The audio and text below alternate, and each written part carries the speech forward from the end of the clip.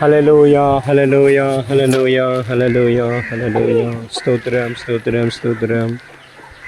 இயேசு அழைக்கிறார், இயேசு அழைக்கிறார். அவளை உன்னை தம் கரங்கள் நீட்டி இயேசு அழைக்கிறார், இயேசு அழைக்கிறார். எத்துன்ப நேரத்திலும் ஆறுதல் உனக்களிப்பார், எத்துன்ப நேரத்திலும் ஆறுதல் உனக்களிப்பார். என்றுணர்ந்து நீயும் இயேசுவை நோக்கினால் எல்லையில்லா இன்பம் பெற்றிடுவான். என்றுணர்ந்து நீயும் இயேசுவை நோக்கினால் எல்லையில்லா இன்பம் பெற்றிடுவான். இயேசு அழைக்கிறான், இயேசு அழைக்கிறான். அவளை உன்னை தம் கரங்கள் நீட்டி இயேசு அழைக்கிறான். கண்ணீரெல்லாம் துடைப்பான், கண்மணி போல் காப்பான். கண்ணீரெல்லாம் துடைப்பான், கண்மணி போல் காப்பான். கார்மேகம் போன்ற கஷ்டங்கள் வந்தாலும் கருத்தோடன் உன்னை காத்திடவே. கார்மேகம் போன்ற கஷ்டங்கள் வந்தாலும் கருத்தோடன் உன்னை காத்திடவே. இயேசு அழைக்கிறான், இயேசு அழைக்கிறான். அவளை உன்னை தம் கரங்கள் நீட்டி இயேசு அழைக்கிறான், இயேசு அழைக்கிறான். சோர்வடையும் நேரத்தில் பலனுனக்களிப்பான், சோர்வடையும் நேரத்தில் பலனுனக்களிப்பான். அவருன் வெளிச்சம் ரட்சிப்புமானதால் தாமதமின்றி நீ வந்திடுவாய். அவருன் வெளிச்சம் ரட்சிப்புமானதால் தாமதமின்றி நீ வந்திடுவாய். இயேசு அழைக்கிறான், இயேசு அழைக்கிறான். அவளை உன்னை தம் கரங்கள் நீட்டி இயேசு அழைக்கிறார்.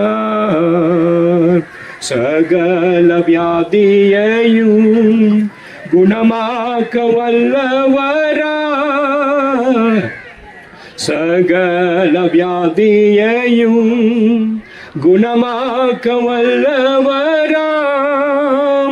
அவருன் வெளிச்சம் ரட்சிப்புமானதால் தாமதமின்றி நீ வந்திடுவான். அவருன் வெளிச்சம் ரட்சிப்புமானதால் தாமதமின்றி நீ வந்திடுவான். இயேசு அழைக்கிறான், இயேசு அழைக்கிறான். அவளை உன்னை தம் கரங்கள் நீட்டி இயேசு அழைக்கிறான், இயேசு அழைக்கிறான். ஸ்தோத்திரம் ஆண்டவரே, நன்றியோடு நாங்கள் உம்மை துதிக்கிறோம். இதோ இங்கே கூடி வந்திருக்கிற உடைய மக்களை கர்த்தர் சந்திப்பீராக. ஆண்டவரே, பல்வேறு போராட்டங்கள், பல்வேறு கண்ணீர் கவலைகள், ஆண்டவரே உபத்திரவங்கள் மத்தியில் ஆண்டவரே இதோ மண்டை வந்து ஆண்டவரே உம்முடைய ஆசீர்வாதத்திற்காய் காத்திருக்கிற உம்முடைய பிள்ளைகளை நீர் சந்திக்க வேண்டுமாய் நாங்கள் ஜெபிக்கிறோம். ஆசீர்வதியும் ஆண்டவரே அவர்களை. ஆண்டவரே அவர்கள் கண்ணீரை தொடையுங்க, உடைய கவலைகளை மாற்றுங்க. அவர்களுக்கு நீர் துணையா இருக்கிறீர் என்பதை ஆண்டவரே உறுதிப்படுத்துங்க. நீங்க பேசுங்க. உம்முடைய நல்வார்த்தைகள் வெளிப்படட்டும். ஆசீர்வதியும், அடியனை மறைங்க. நீங்க பேசுங்க.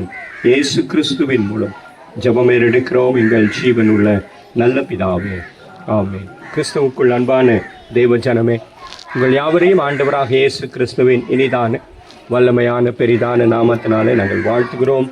தேவன் உங்களை ஆசீர்வதித்து காப்பாராக. நமது மெய்ப்பனின் குரல் ஊழியங்களின் சார்பாக உங்களுடைய வாழ்த்துதல்களையும் வணக்கத்தையும் நாங்கள் தெரிவித்துக் கொள்கிறோம். இந்த 3 வாரமாக உங்களை சந்திக்க கர்த்தர் எங்களுக்கு ஒரு நல்ல வாய்ப்பை கொடுத்து உங்களோடு கூட பேசவும், உங்களுக்காக ஜெபிக்கவும், உங்களுக்கு நல்ல ஆலோசனைகளை கொடுக்கவும் கர்த்தர் கிருபை பாராட்டியிருக்கிறார். ஹல்லேலூயா, ஹல்லேலூயா, ஹல்லேலூயா. இன்னைக்கு ஆண்டவர் உங்களுக்கு ஒரு நல்ல வார்த்தையை அனுப்பினார். வாசிக்க கேட்ட அந்த செய்தியை நீங்கள் கேட்டீங்கன்னு நினைக்கிறேன் இல்லையா?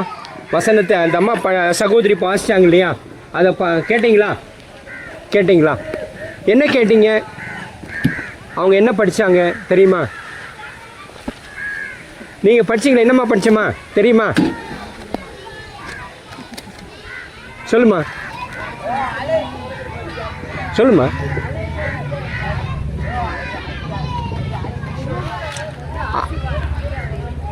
ஆமாம், எழுப்பினார் இல்லையா? இப்போ அதுக்கு ஆதாரமாக ஒரு வசனத்தை நான் வாசிக்கிறேன், கேளுங்க. ஆண்டவர் அந்த திமிர்வாதக்காரனை பார்த்து அவர் சொல்லுகிறார், நீ எழுந்து உன் படுக்கையை எடுத்துக்கொண்டு உன் வீட்டுக்கு போ என்று உனக்கு சொல்லுகிறேன் என்றார். அப்படி சொன்ன மாத்திரத்திலேயே ஒரு திமிர்வாதக்காரன் எழும்பி தன்னுடைய படுக்கையை தானே எடுத்துக்கொண்டு அவன் தன்னுடைய வீட்டுக்கு போனான் என்று வசனம் சொல்லுகிறது இல்லையா? ஆண்டவரால் முடியாதது எதுவுமே கிடையாது. நமக்கு நன்றாக தெரியும், ஆண்டவர் அற்புதங்களை செய்கிறவர், அடையாளங்களை வெளிப்படுத்துகிறவர். நம்முடைய தேவைகளை ஆண்டவர் அறிந்திருக்கிறார். ஆனால் இங்கே ஒரு விஷயத்தை நம்ம புரிந்து கொள்ள வேண்டும். அந்த மனுஷனுக்கு இருந்த விசுவாசத்தை நாம் புரிந்து கொள்ள வேண்டும். அந்த சம்பவத்தில் ஒரு விஷயம் சொல்லப்பட்டிருக்கிறது. என்ன விசேஷம் சொல்லப்பட்டிருக்கிறது என்றால், அவர் ஒரு வீட்டில் இது மாதிரி ஒரு கூடுகையில், கேட்குதாம்மா கொஞ்சம் கிட்ட வாங்கல, கேட்குதா நான் பேசுறது கேட்குதா, கொஞ்சம் கிட்ட வாங்க, எல்லாரும் தள்ளி தள்ளி உட்காந்துருக்கீங்க. போன வாரம் நான் உங்களுக்கு சொன்னேன், என்னன்னு சொன்னேன், நான் என்ன சொன்னேன்? பாய் போட்டு ஒழுங்கா ஒரு மேலே கூட ஒரு சின்ன தார் பாய் கட்டினா என்ன ஆகும்? மேலே இருக்கிறது எதுவும் நம்ம மேலே டிஸ்டர்ப் பண்ணாது. ஒரு பக்கமாக உட்காரலாம், பக்கத்தில் இருந்து கேட்குற மாதிரி கேட்கலாம். இங்கே பாருங்கள், இங்கெல்லாம் உட்காந்துருக்குறாங்க, நீங்கள்லாம் அங்கங்கே உட்காந்துருக்கீங்க. யாருக்கு கேட்குது, யாருக்கு புரியுது, எதுவுமே தெரில இல்லையா? கரெக்டு தானே? இப்போ நான் பேசுகிறது உங்களுக்கு கேட்கணுமா வேண்டாமா? சரியாக கேட்கணும் இல்லையா? அப்போ தான் பிரயோஜனமாக இருக்கும். சரி, அடுத்த வாரத்தில் இருந்தாவது பார்க்கலாம், சரியா? கண்டிப்பாக. இப்போ நான் நினைக்கிறேன், யார் முதல்ல பூனைக்கு மணி கட்டுறதுன்னு உட்காந்துக்கிறீங்கன்னு நினைக்கிறேன் நான். கரெக்டாம்மா? கரெக்டு தானே? அப்படி தான் நினைக்கிறேன் நான். இப்போ நான் பாய் எட்டுன்னு வந்தால் அவங்க மற்றவங்க எப்படி உட்காருவாங்க? அவங்களுக்கு இடம் கொடுக்க முடியுமா? நான் உட்காரணுமா? அப்படின்ற ஒரு தயக்கம் உங்களுக்கு இருக்குதுன்றது நல்லா புரியுது, சரியா? முதல்ல அந்த தயக்கத்தெல்லாம் நம்ம மாற்றணும். பொதுவாக நாம் என்ன பண்ணணும்? இந்த இடத்துல இப்படியா ஒரு ஒழுங்குக்குள்ளே வரணுன்ற எண்ணம் நமக்கு வர வேண்டும், சரியா? அப்போ அதை தான் நம்ம இங்கே பார்க்குறோம். அந்த திமிர்வாதக்காரனை 4 பேர் தூக்கிட்டு வராங்க. ஒரு பெரிய கூட்டம் இருக்கிறது. ஆண்டவரை நேரடியாக போய் பார்க்க முடியாதபடி ஒரு பிரச்சனை இருக்கிறது. அவர்கள் ஒரு தீர்வை கண்டுபிடிக்கிறார்கள். என்ன தீர்வுனா, ஓட்டையே பிரிச்சிடுறான். ஓட்டை பிரிச்சுட்டு மேலேருந்து இறக்குறானுங்க இல்லையா? இப்போ இங்கே இடம் இருக்கு, இப்படி உள்ளே கொண்டாந்துடலாம். ஆனால் ஒரு வீட்டுக்குள்ளே சுற்றி உட்கார்ந்துருந்தா ஜனம் நிறைய பேர், அவர் 5000 பேர் இருந்தா அவரை போய் பார்க்க முடியுமா? முடியாது. அப்போ முடியாத போது என்ன பண்ணணும்? ஐயா பார்க்க முடியாது அப்படின்னு போயிட முடியுமா? அவன் என்ன பண்ணுறான்? யோசிக்கிறான், என்ன பண்ணால் நாம் ஆண்டவரை சந்திக்க முடியும் அப்படின்னு யோசிக்கிறான். யோசித்த போது அவனுக்கு கிடைச்ச ஒரு யுக்தி தான், மேலே இருக்கிற கூரையை பிரிச்சுட்டா நேராக இறக்கிடலாமே. புரியுதா? அப்போ எவ்வளவு பெரிய காரியங்கள் செய்கிறாங்க பாருங்க. ஆனால் நாம் ஒரு பாயை கொண்டு வந்து போடுறதுக்கு, கரெக்டா, நாம் ஒரு பாயை கொண்டு வந்து போடுறதுக்கு என்ன பண்ணுறோம்? யோசனை பண்ணுறோம். கேட்குதாம்மா? கேட்குதா? நீங்கள் பாட்டுக்கு நீங்கள் அங்கே பேசியிருந்தா எப்படி நான் பேசுறது கேட்கும்? யாருமா?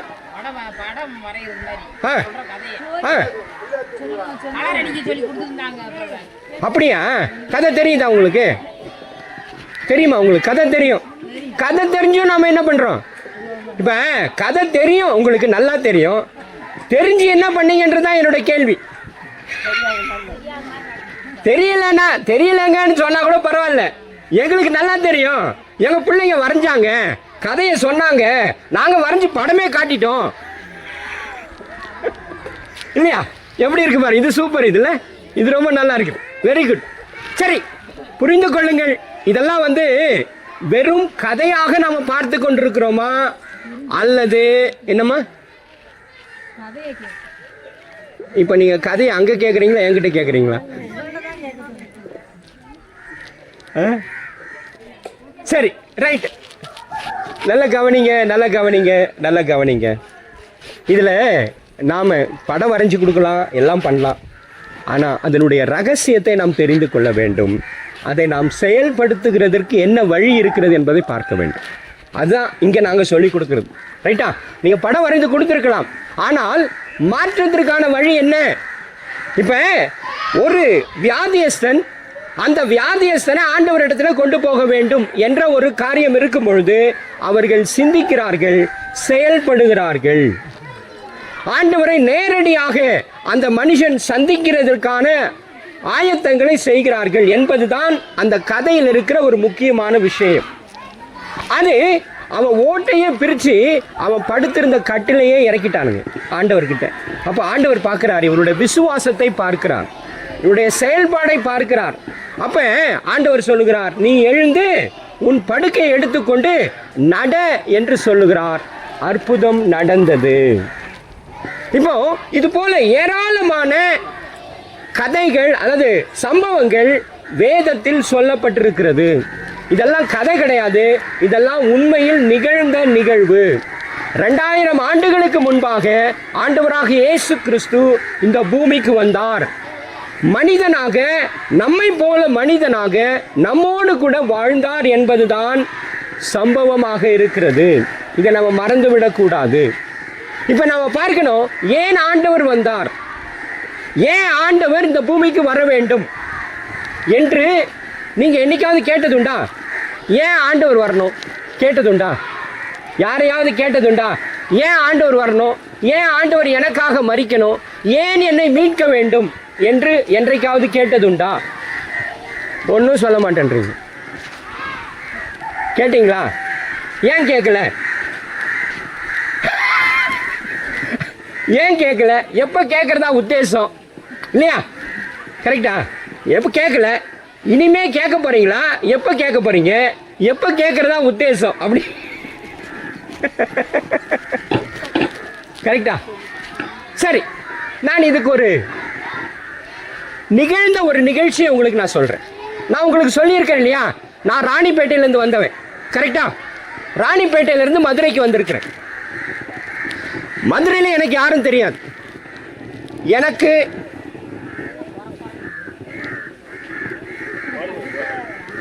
எனக்கு இது எடுத்துருங்க. கேக்குதாம்மா? நான் பேசுறது கேக்குதா? எடுத்துருங்க. வேணாம், கேளுங்க கேளுங்க கேளுங்க கேளுங்க கேளுங்க. நல்ல கவனிங்க. இதுவே நல்லா கேக்குதுன்னு நினைக்கிறேன். சரி, நல்ல கவனிங்க. நான் உங்களுக்கு சொல்லியிருக்கிறேன், நான் ராணிப்பேட்டையிலேருந்து வந்திருக்கிறேன். ஆண்டவர் என்னை அனுப்பினார் என்று உங்களுக்கு சொல்லியிருக்கேன். எனக்காக இங்கே இவர்கள் காத்து கொண்டிருந்தார்கள் என்று இவர்கள் சொல்லுகிறார்கள். தெரியுமா உங்களுக்கு?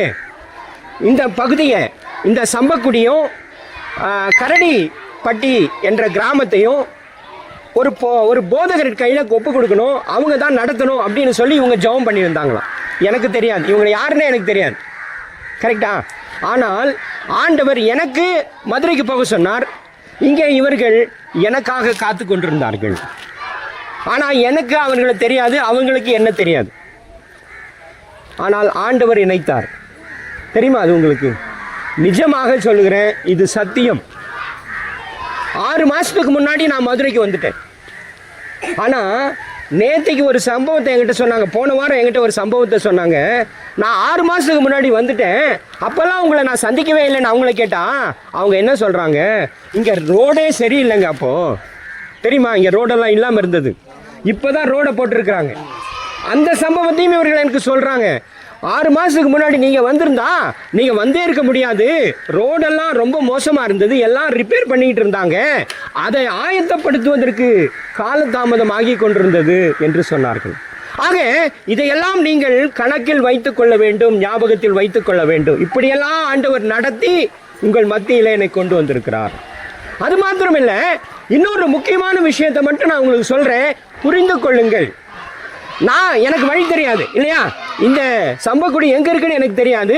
ஆனால் ஒரு முறை 3 வாரத்துக்கு முன்னாடி ஒரு பாஸ்டர் எனக்கு ஃபோன் பண்ணி, வேற ஒரு பாஸ்டர் எனக்கு ஃபோன் பண்ணி, இந்த நாகமலை புதுக்கோட்டைக்கு வாங்க அப்படின்னு சொன்னார். நாகமலை புதுக்கோட்டை எங்கே இருக்குன்னு எனக்கு தெரியாது. ஆனால் நானாவது கேட்டிருக்கணும்ல எங்கே வழின்னு. நான் கேட்கல. சரி, யாரையாவது கேட்டுன்னு போயிடலாம், பக்கமாக தான் இருக்கும் அப்படின்னு நினச்சிக்கின்னு நான் வரேன்னு சொல்லிட்டேன். அவர் 10:30 மணிக்கு எனக்கு வர சொல்லிட்டார். நான் காலையில் எழுந்து புறப்பட்டுட்டு வண்டி எடுத்துகிட்டு வெளியில் வந்து நாகமலை புதுக்கோட்டைக்கு வழியை கேட்டால் அவர் சொன்னார், நேராக போங்க, நான் ஒத்தக்கடையில் இருக்கிறேன், ஒத்தக்கடையிலேருந்து நேராக போங்க அப்படின்னார். நான் நேராக புறப்பட்டு வந்து கொண்டிருக்கிறேன்.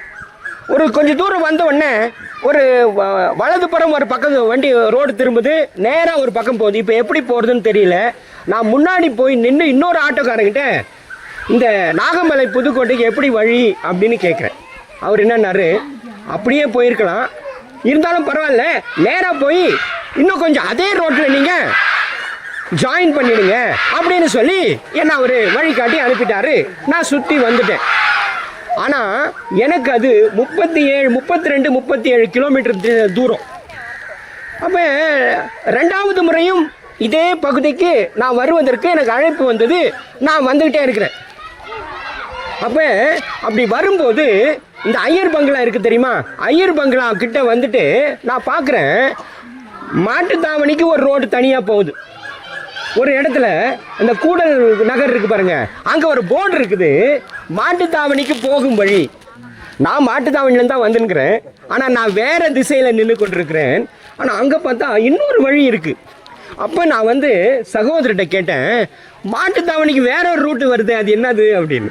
அவர் என்னன்னாரு, இப்படியும் ஒரு ரூட் இருக்குங்க, அப்படியும் போகலாம் என்று சொன்னார். சரி, அந்த ரூட்டில் போய் பார்க்கலான்னு பார்த்தா கிட்டத்தட்ட பாதி அளவுக்கு தூரம் குறைஞ்சிருச்சு. 37 கிலோமீட்டர் வந்தேன் இல்லையா முதல்ல. இப்போ ஒரு 19-20 கிலோமீட்டர்லேயே நான் அந்த பகுதிக்கு வரும்படியான ஆயிடுச்சு. இப்போ இதை தான் நீங்கள் புரிந்து கொள்ள வேண்டும். ஆண்டவர் நம்ம எல்லாம் இந்த பூமியில் உருவாக்கினார். நாம் மனிதர்களாக இந்த பூமிக்கு வந்துட்டோம். நான் உங்களை கேட்குறேன், எதுக்காக நீ இந்த பூமியில் பிறந்தீங்க தெரியுமா? நமக்கு தெரியுமா? என்னைக்காவது யோசித்ததுண்டா, நான் எதுக்கு இந்த பூமியில் பிறந்திருக்கிறேன்? இல்லை, நம்ம யாரும் யோசிக்கிறதே இல்லை. யோசிக்கணும். இதைதான் ஆண்டவர் நமக்கு வெளிப்படுத்துவதற்காக பூமிக்கு வந்தார். இந்த சத்தியத்தை உங்களுக்கு சொல்வதற்காக தான் வந்தார். இப்போ நான் இந்த தூர குறைவை எனக்கு தெரியவே தெரியாது. நான் சுற்றி வந்து கொண்டிருக்கிறேன். 2 முறை சுற்றி வந்தேன். ஆனால் 3வது முறை ஒரு யோசனை வந்தது. என்ன, இங்கே ஒரு போர்டு இருக்கு, இந்த போர்டு எங்கே போகுது? இதுவும் நான் போகிற இடத்துக்கு தான் போகுது எப்படி என்ற ஒரு எண்ணம் எனக்கு வந்ததுனால நான் அவரை கேட்டேன், என்னங்க இங்கே ஒரு போர்டு இருக்கு? அவர் சொன்னார், இது போனால் ஷார்ட்டு. அப்போ அதில் பயணிக்கும் போது ஏற்கனவே வந்த தூரமெல்லாம் மிக குறைவாக நான் லகுவாக போய் சேர வேண்டிய இடத்துக்கு போய் சேருவதற்கு வழி காட்டுகிறது. அதுதான் ஆண்டவராக இயேசு கிறிஸ்து நமக்கு செய்து கொண்டிருக்கிற நன்மையாக இருக்கிறது என்பதை புரிந்து கொள்ளுங்கள். இப்போ நீங்கள்லாம் யோசிக்கலாம், எதுக்கோ வராங்க, இவங்களா பேசிட்டு போகிறாங்க, எதுக்கு பேசுகிறாங்க, என்ன சொல்கிறாங்க எனக்கும் தெரியல. எத்தனை வருஷமா இங்கே உட்காந்துக்கிறீங்க? எத்தனை வருஷமா? 2.5 வருஷமா இல்லையா? 2.5 வருஷமா இருக்கிறீங்க. ஆனால் நாம் இன்னும் இதனுடைய முக்கியத்துவத்தை புரிந்து கொள்ளவில்லை. கரெக்டா? இதனுடைய முக்கியத்துவத்தை என்னம்மா பேசுறீங்க? என்ன சொல்றீங்க? 1.5 வருஷம். ஆனா இவங்க சொல்றாங்க 2 வருஷமா வந்துருக்கிறாங்க, நீங்க 1.5 வருஷம்ன்றீங்க. நீங்க 1.5 வருஷமா வந்துருக்கிறீங்க. ஆனா 2 வருஷமாக இங்க ஊழியம் நடந்து கொண்டிருக்கிறது. இங்க ஒரு பாஸ்டர் வந்து இங்க உங்களை எல்லாம் கூட்டி ஆண்டவருடைய வார்த்தையை சொல்ல வேண்டும் என்று சொல்லிக் கொண்டிருக்கிறார். எதற்காக சொல்லுகிறார் என்றால், நாம் தேவனை அடைகிறவர்களாக, தேவனை அடைவதற்காக தான் நாம் இந்த பூமியில இருக்கிறோம். இந்த பூமியில படைக்கப்பட்டது எதற்காக? தேவனை சேர்வதற்காக, தேவனை அடைவதற்காக என்பதை நாம் புரிந்து கொள்ளாமலே இருக்கிறோம். எனக்கு புரிந்தது போல இந்த மாதிரி இதோ ஒரு ரூட் இருக்கு, இது ஒரு ஆண்டவரை அடைவதற்கு இது ஒரு லகுவான வழி இருக்கிறது என்பதை நான் புரிந்து கொள்ள வேண்டும் என்று ஆண்டவர் நம்மை இந்த நாளிலே அழைக்கிறார். ஹல்லேலூயா, ஹல்லேலூயா. ஆண்டவர் அதற்காக தான் ஆண்டவர் மனிதனாக இந்த பூமியில பிறந்தார். 2000 ஆண்டுகளுக்கு முன்பாக ஆண்டவர் கன்னி மரியின் வயிற்றிலே பிறந்தார் என்று நாம் அறிகிறோம் இல்லையா? 2000 வருஷத்துக்கு முன்னாடி பிறந்தார். பிறந்தது மாத்திரமல்ல, அவர் வாழ்ந்தது 33 ஆண்டுகள் தான். அதுல 3.5 ஆண்டுகள் ஊழியம் செய்ததாக வேதம் சொல்லுகிறது. அந்த 3.5 ஆண்டுகளிலே தான் மக்களை சந்தித்தார். சந்தித்து ஆண்டவர் தான் செய்ய வேண்டிய பணிகளை, என்ன பணி? ஆண்டவர் மக்களுக்கு வெளிப்பாடுகளை கொடுத்தார், உணர்வுகளை கொடுத்தார். ஆண்டவருடைய ராஜ்யத்தை சேர்வது எப்படி, எந்த வழியில சேர வேண்டும், என்ன செய்ய வேண்டும் என்று ஆண்டவர் சொன்னார். வாசிங்க யோவான் 14:6. யோவான் எழுதின சுவிசேஷம் 14வது அதிகாரம் 6வது வசனம். 14. அதற்கு இயேசு, நானே வழியும் சத்தியமும் ஜீவனுமாயிருக்கிறேன். என்னாலே அல்லாமல் ஒருவனும் பிதாவினிடத்தில் வரான் என்று ஆண்டவர் சொல்லுகிறார். அப்போ ஆண்டவர் தான் வழி, ஆண்டவர் தான் சத்தியம், ஆண்டவர் தான் ஜீவனாக இருக்கிறார். அப்போ அதனால தான் இன்னைக்கு நாங்க இங்க வந்து உங்களுக்கு ஆண்டவரை சொல்லிக் கொண்டிருக்கிறோம். புரிந்து கொள்ளுங்கள், நமக்கு ஒரு நோக்கம் இருக்கிறது. நாம் இந்த பூமியில பிறந்ததற்கு ஒரு நோக்கம் இருக்கிறது. நாம் அவரை சேர வேண்டும் என்பதுதான் அந்த நோக்கம். அதை அடைவதற்கு என்ன வழி என்று நீங்கள் தெரிந்து கொள்ள வேண்டும் அல்லது தேட வேண்டும். அப்படி தேடும் பொழுது, தேடுறதுனா நிறைய பிரச்சனைகள் இருக்கு. இன்னைக்கு இந்த சத்தியத்தை, இந்த வேதாகமத்தை ஆண்டவர் நமக்கு கொடுத்திருக்கிறார். சத்திய வார்த்தைகளை கொடுத்திருக்கிறார். இந்த சத்திய வார்த்தையை எத்தனை பேர் படிக்க முடியும்? அதில் சகோதரி மட்டும்தான் படிச்சாங்க. எல்லாரும் படிக்க முடியுமா? முடியாது. அதை சொல்வதற்காக தான், படிக்கலைன்னா படிக்காதவங்களுக்கு போய் சொல்லு என்று சொல்லுகிறார். போய் சொல், விளக்கி சொல், அவங்க புரிந்து கொள்வார்கள், புரிந்து கொள்ள வேண்டும் என்று அவர் சொல்லுகிறார். அது மாத்திரமல்ல, அப்படி சொல்லும் பொழுது அவர்களுக்குள்ள பிரச்சனைகள், இப்ப திமிர்வாதக்காரனை ஏன் எழுப்பினார் என்றால், அவர்களுக்கு சொல்லும் போது அவர்கள் பலகீனத்தோடு இருக்கிறார்கள், அவர்களுக்கு அதிலுமிருந்து விடுதலை கொடுக்க வேண்டும் என்று சொல்லுகிறார். ரைட்டா? இப்ப இதையெல்லாம் செய்யும் போதுதான் நாம் ஆண்டவரை அடைவதற்கான வழிகள் உருவாகும் என்று ஆண்டவர் நமக்கு இவைகளெல்லாம் செய்து கொண்டிருக்கிறார். அப்ப நாம் செய்ய வேண்டியது என்ன என்பதை நாம் புரிந்து கொள்ள வேண்டும். போன வாரம் ஒரே ஒரு விஷயம் தான் சொன்னேன். நீங்க இந்த இடத்துல ஆராதனை நடக்குது. இந்த ஆராதனைக்கு வரும்பொழுது அந்த ஆராதனைக்கு உரிய ஒழுக்கத்தோடு வர வேண்டும் இல்லையா? கர்த்தரிடத்துல வரோம் அப்படின்னாக்கா ஏனோ தானோன்னு வர முடியுமா? ஒரு ராஜாவை பார்க்க போகிறோம் இல்லையா?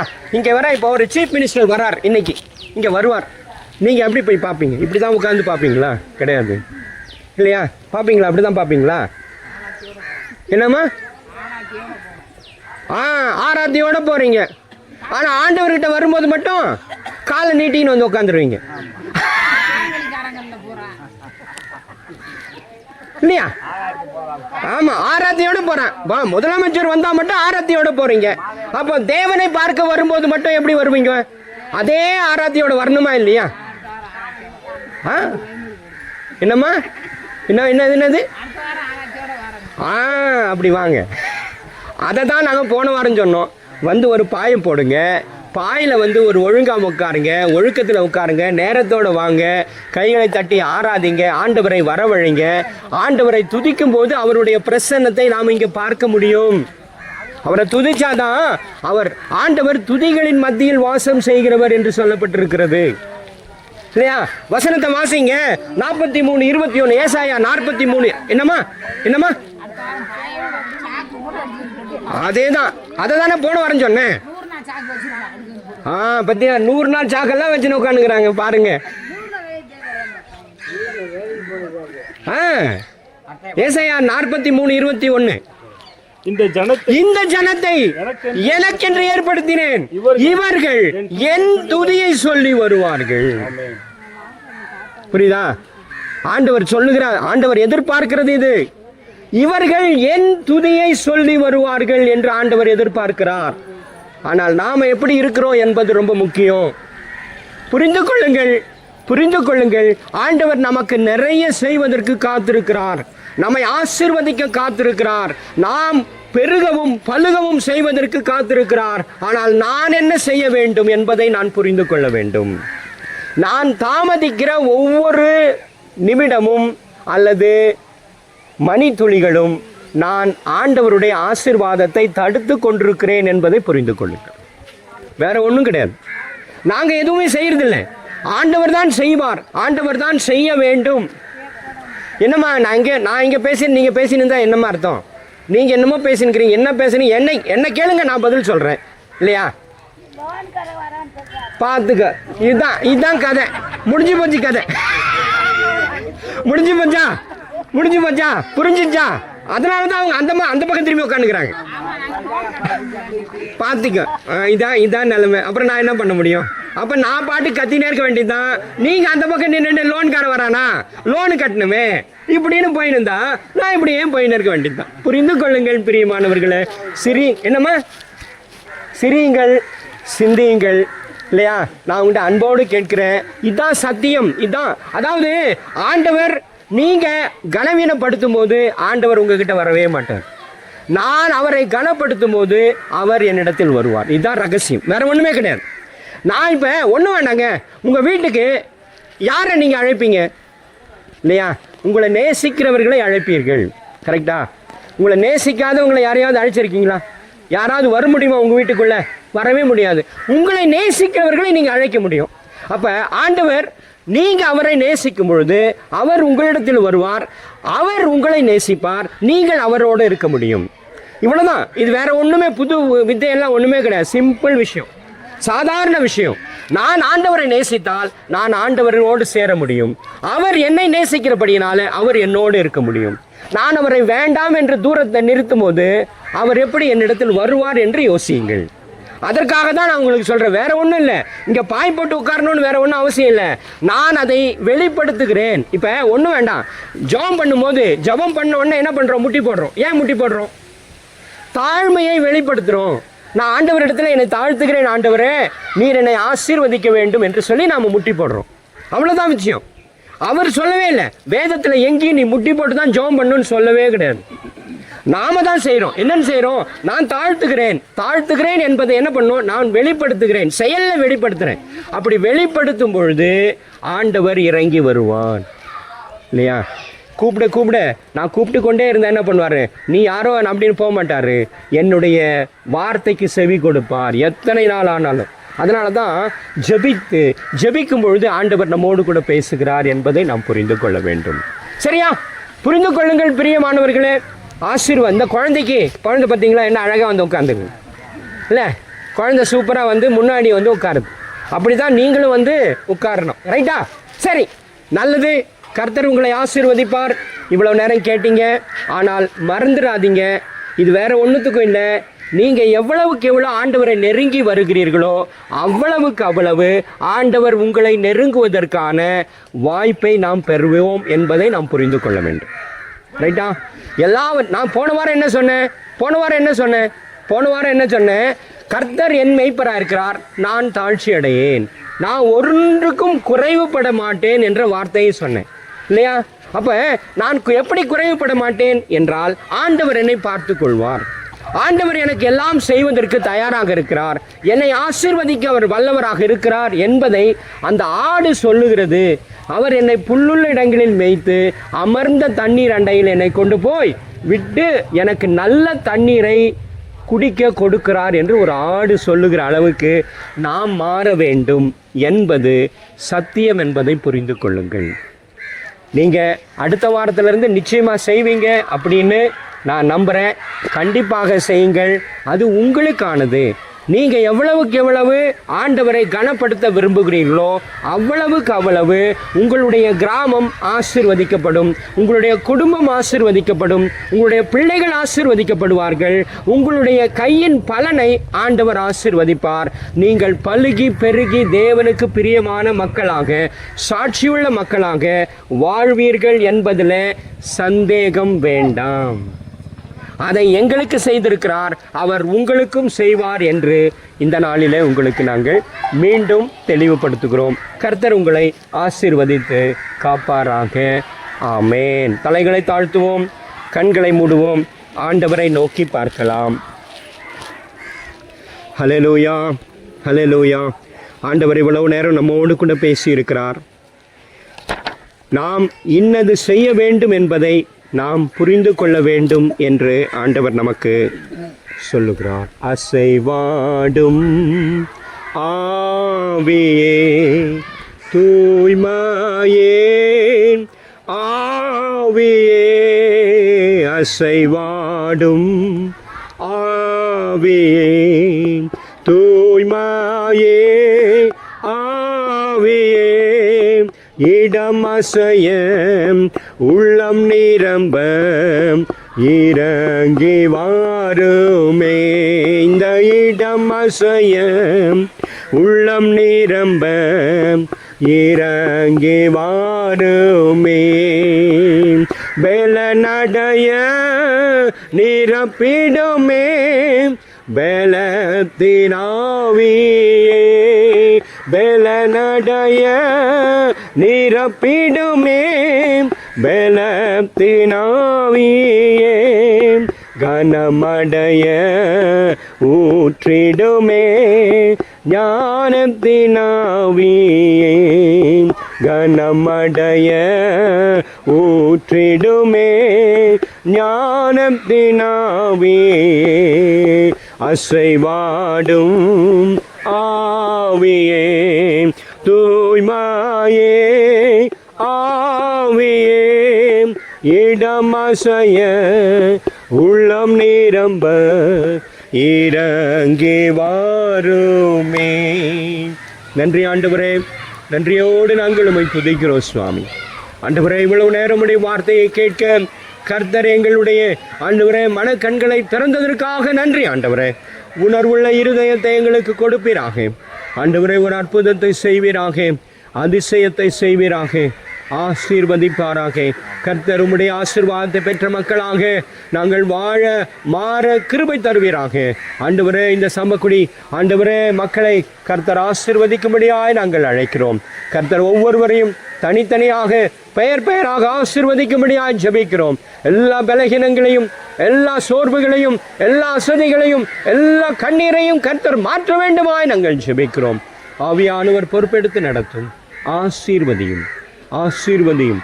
கேட்ட சத்தியத்தை கேட்ட வண்ணமாக ஆண்டவரை விட்டு விடாதபடி அதை மனதிலே கொண்டு சென்று அதன்படி நடக்க உம்மை கனப்படுத்த எங்களுடைய உள்ளத்தை ஏவ வேண்டுமாய் நாங்கள் ஜெபிக்கிறோம். ஆசீர்வதியும், ஆசீர்வதியும், ஆசீர்வதியும். இயேசு கிறிஸ்துவின் மூலம் ஜெபம் எடுக்கிறோம் எங்கள் ஜீவனுள்ள நல்ல பிதாவே, ஆமென். என் ஆத்துமாவே கர்த்தரை ஸ்தோத்திரி, என் முழுவதுமே அவருடைய பரிசுத்த நாமத்தை ஸ்தோத்திரி. என் ஆத்துமாவே கர்த்தரை ஸ்தோத்திரி, கர்த்தர் செய்த சகல உபகாரங்களை மறவாதே. ஆமென். நமது ஆண்டவராகிய இயேசு கிறிஸ்துவினுடைய கிருபையும் பிதாவாகிய தேவனுடைய அன்பும் பரிசுத்த ஆவியானுடைய ஐக்கியமும் வழி நடத்தலும் ஆசீர்வாதமும் இன்றும் என்றும் சதா காலங்களிலும் நம் அனைவரோடும் தங்கி தாபரித்து வழி நடத்துவாராக. ஆமென், ஆமென். தோத்திரம், தோத்திரம், தோத்திரம், தோத்திரம். கர்த்தர் உங்களை ஆசீர்வதிப்பாராக. ஆமென். இதெல்லாம் அப்படி இருந்தால் அப்போ வந்து அட்டனன்ஸ் எடுப்பாங்க.